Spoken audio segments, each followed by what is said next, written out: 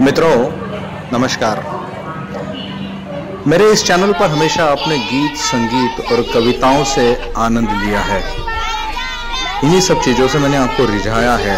पर आज मेरे कुछ मित्र परिवार के साथ में मैं और कांचन मथुरा वृंदावन की यात्रा पर निकले हैं। तो सोचा क्यों ना आपको भी इस यात्रा का आनंद कराऊं। तो चलिए, अकोला स्टेशन से हम लोग अभी निकले हैं मथुरा की ओर।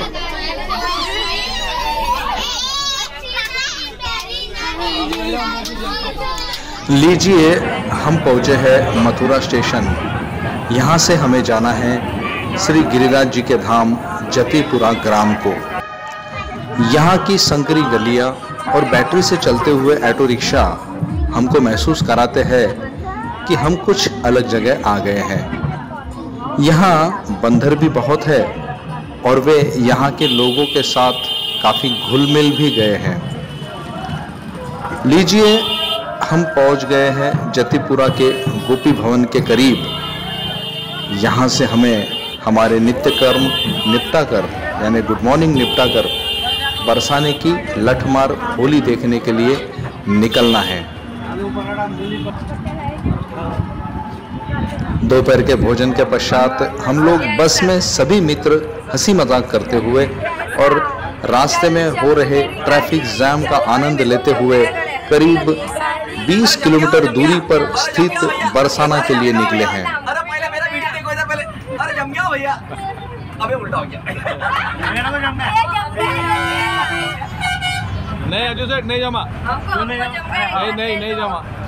इधर आलू की पैदावार बहुत ज़्यादा है। सारे रास्ते हमें आलू की खेती देखने को मिली है।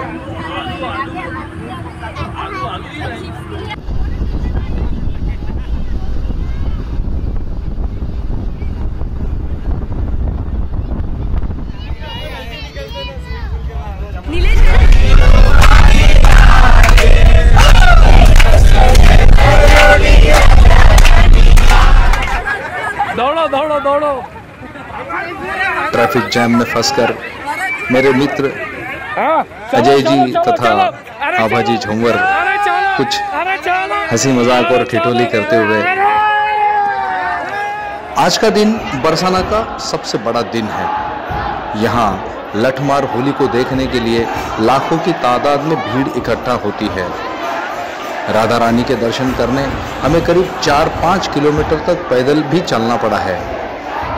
इसीलिए थकान दूर भगाने के लिए जगह जगह पर डीजे साउंड भी लगाए गए हैं, जिसके भजनों पर थिरक कर भक्त थोड़ा आराम महसूस करते हैं। देखिए ना, मेरे मित्र क्या खूब आनंद ले रहे हैं नृत्य का।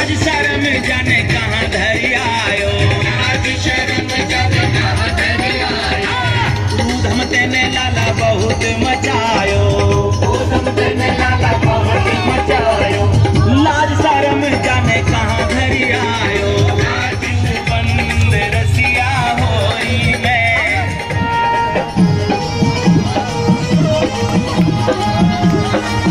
आज सुबह सवेरे हम सब लोग गिरिराज जी की परिक्रमा करने के लिए निकले हैं। वैसे तो अधिकांश भक्त यह परिक्रमा पैदल चलकर ही पूरी करते हैं, पर हम लोग ऑटो करके निकले हैं क्योंकि पूरी परिक्रमा करीब 22 किलोमीटर की होती है और छोटे बच्चों के साथ यह बहुत ही मुश्किल काम है। इसीलिए हमने बैटरी वाले ऑटो को साथ लेकर इस परिक्रमा के लिए हम लोग निकले हैं। मैंने भी इस दौरान ऑटो चलाने की अपनी जिज्ञासा को शांत किया है।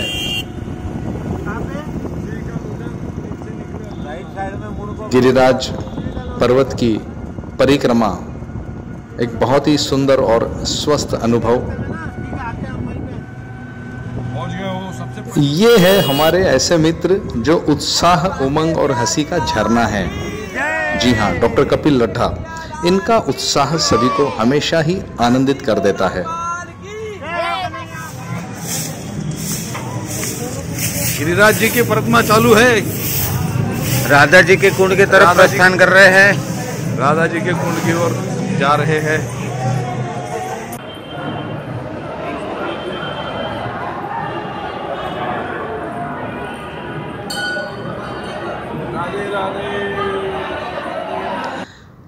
अलग अलग विशालकाय मंदिर और विविध कुंड है जिनके दर्शन का अपना महत्व है।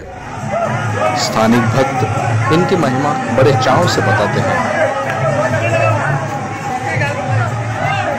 बरसाना की तरह यहाँ भी जगह जगह थकान मिटाने के लिए ऊंची आवाज में भजन चलते हैं, जिस पर कई भक्त नाचते हुए हैं और झूमते हैं। मेरे दोस्त भी इस नृत्य का पूरा आनंद ले रहे हैं।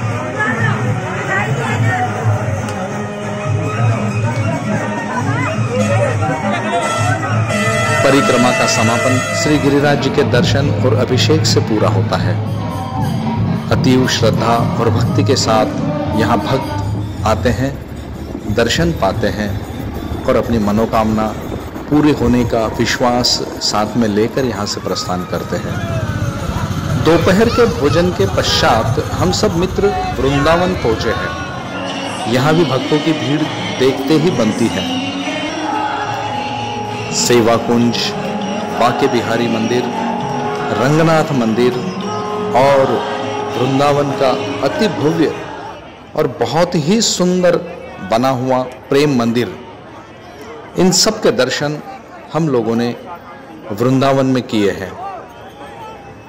प्रेम मंदिर की रोशनाई, अति भव्यता, विशाल मंदिर और हजारों भक्तों की भीड़, यह सब देखकर हमारी आंखें चौंधिया जाती है।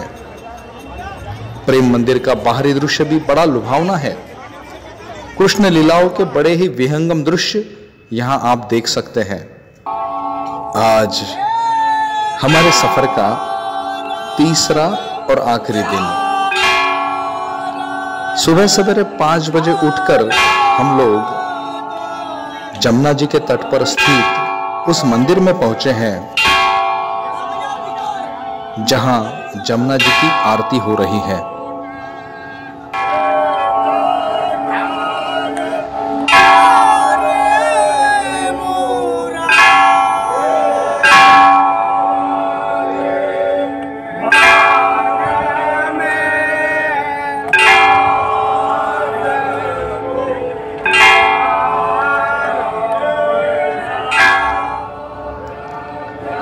बड़े ही अनोखे और रोचक अंदाज में जमुना जी के प्रति अपनी आस्था को प्रकट करते ये भक्तों का उत्साह देखते ही बनता है। विशाल घंटा का घंटानाद, गुंजायमान आवाज सुबह के सन्नाटों को चीरती हुई हर उस जीव को जगाती है जो चलायमान है।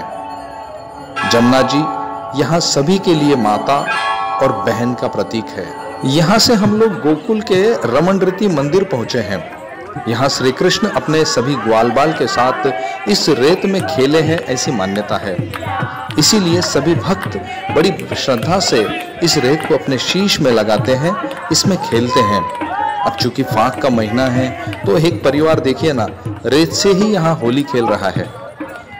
और ये है मथुरा का द्वारकाधीश मंदिर, जहाँ भक्तों की भीड़, होली खेलते हुए भक्त आनंद विभोर होकर कान्हा की भक्ति में लीन, सखियां, सभी का उत्साह अपनी चरम सीमा पर है।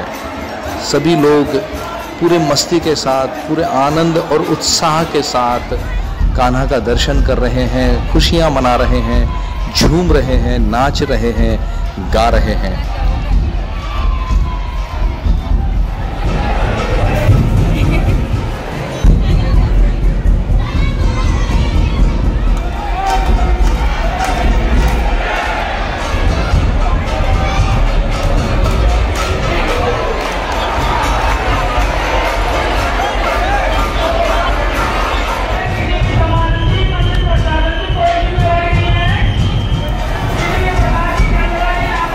और एक बात तो आप लोगों को मैं बताना ही भूल गया। हम सब मित्र परिवार ना मिलकर जमुना जी को चुनरी उड़ाने वाले हैं, जिसे चुनरी मनोरथ कहा गया है।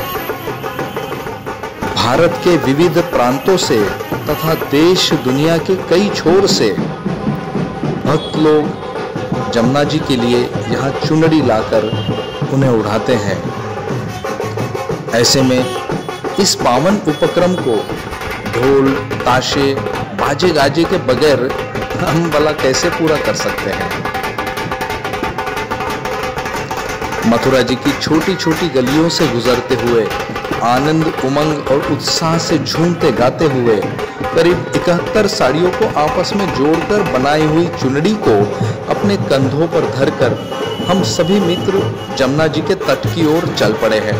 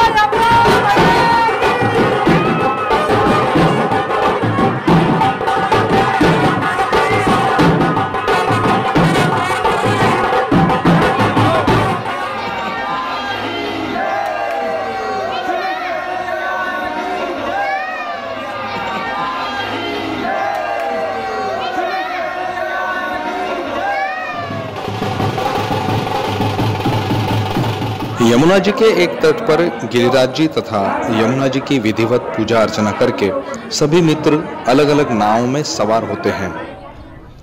करीब 8 नाव में हम लोग 4-5 की संख्या में बैठे हैं। मैंने और कांचन ने ओढ़नी का एक सिरा थामा हुआ है और जमुना जी के दूसरे तट तक हम पहुंच रहे हैं। बीच में इतनी विशाल ओढ़नी को सभी मित्र अपने हाथों में थामे हुए हैं। इस तरह से हमारे संस्कृति की एक बेहद पावन मान्यता चुनरी मनोरथ को हम सभी मित्रों ने मिलकर यहाँ पूरा किया है। और आज शाम की ट्रेन से हम लोग अकोला के लिए वापस निकलने वाले हैं। सवेरे सरदार जी ने ब्रेड का नाश्ता कराया। सुबह सवेरे सरदार जी ने ब्रेड का नाश्ता कराया और संतोष ने जाम के बदले श्रीखंड से काम चलाया। पिछले 3 दिन का लेखा जोखा कविता बनाकर जब तक मैं नहीं सुनाता तब तक मेरे भीतर का कवि भला कैसे शांत रहता। आलू की खेती देखी जतीपुरा में, जिधर उधर आलू की खेती देखी और भोजन में फिर सारे वक्त आलू की सब्जी देखी। क्या बात है। ट्रैफिक जाम में मूड अचानक आभा का था बदला।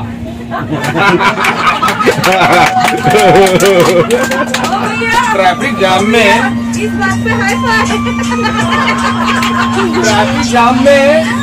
मूड अचानक आभा का था बदला तो गाड़ी वाले ने भाग बसंती भाग का सीन दोहराया।